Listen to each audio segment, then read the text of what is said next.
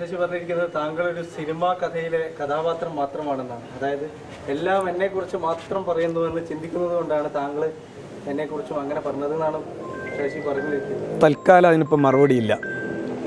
പോരെ ഏഷ്യാനെറ്റുകാർക്ക്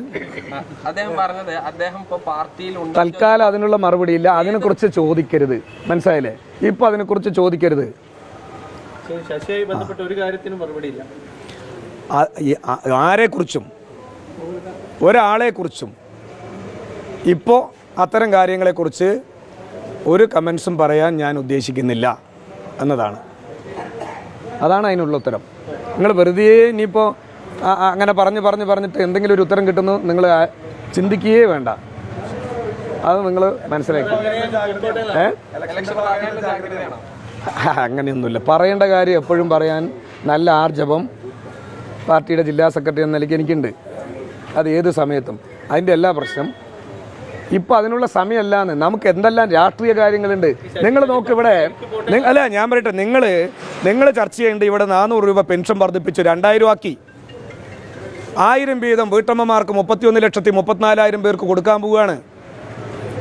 1000 രൂപ ആശാ വർക്കർമാർക്ക് കൂട്ടി, അങ്കണവാടി ടീച്ചർമാർക്ക് കൂട്ടി, ഹെൽപ്പർമാർക്ക് കൂട്ടി, പാചക തൊഴിലാളികൾക്ക് കൂട്ടി, മറ്റേ ജോലി തേടി പോകുന്ന യുവക്കൾക്ക് 1000, CDSമാർക്ക് 1000 രൂപ.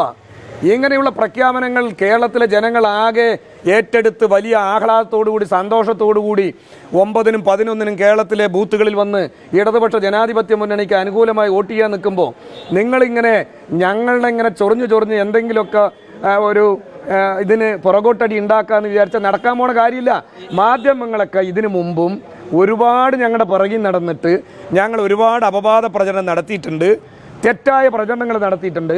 അതെല്ലാം അതിജീവിച്ചിട്ടാണ് 2021 രണ്ടാമതും തുടർച്ചയായ ഒരു ഭരണം ഈ കേരളത്തിൽ വന്നത്. നിങ്ങൾ നന്നായിട്ട് ഈ അപവാദ പ്രചരണം തുടരുക. 2026 ഞങ്ങൾ 3ാമത് പിണറായി സർക്കാർ അധികാരത്തിൽ വരും എന്നുള്ളതിൽ യാതൊരു സംശയവും വേണ്ട. മുന്നണിയിലെ പ്രശ്നം പരിഹരിക്കാൻ ഈ ജില്ലാ നേതൃത്വം CPI ജില്ലാ നേതൃത്വമായി ഉൾപ്പെടെ സംസാരിക്കുന്നുണ്ടെന്ന് പറഞ്ഞു. ഈ പാർട്ടിയിലെ വിമതരുമായിട്ടുള്ള പ്രശ്നം പരിഹരിക്കാൻ ഏതെങ്കിലും തരത്തിലുള്ള ചർച്ചകൾ നടക്കുന്നുണ്ടോ? ഞങ്ങളിപ്പോൾ ഇലക്ഷൻ പ്രവർത്തനത്തിലാണ്. ഞങ്ങൾ എല്ലാ കാര്യം ചർച്ച ചെയ്ത് പരിഹരിക്കും. മീഡിയ വണ്ണ് അതിനൊരു ആശങ്കപ്പെടേണ്ട. നിങ്ങളെന്തിനാണ് ഞങ്ങളുടെ കാര്യത്തിൽ ഒരു ആശങ്ക? എന്തൊരു ഞങ്ങൾക്കില്ലാത്തൊരു ആശങ്ക എന്തിനാണ് നിങ്ങൾക്ക്?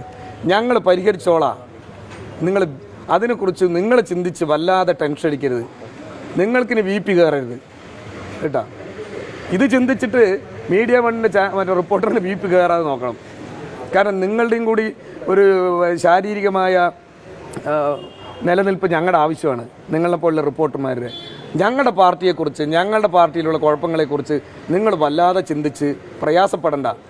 അതിന് ഞങ്ങളുടെ പാർട്ടിയിൽ ഒരുപാട് അതിന് ഘടകങ്ങളുണ്ട്, നേതൃത്വമുണ്ട്, പാർട്ടി നേതാക്കളുണ്ട്, പല തട്ടിലുള്ള സഖാക്കളുണ്ട്. അത് അവർ ചിന്തിച്ചോളും, ചർച്ച ചെയ്തോളും, പരിഹരിച്ചോളും.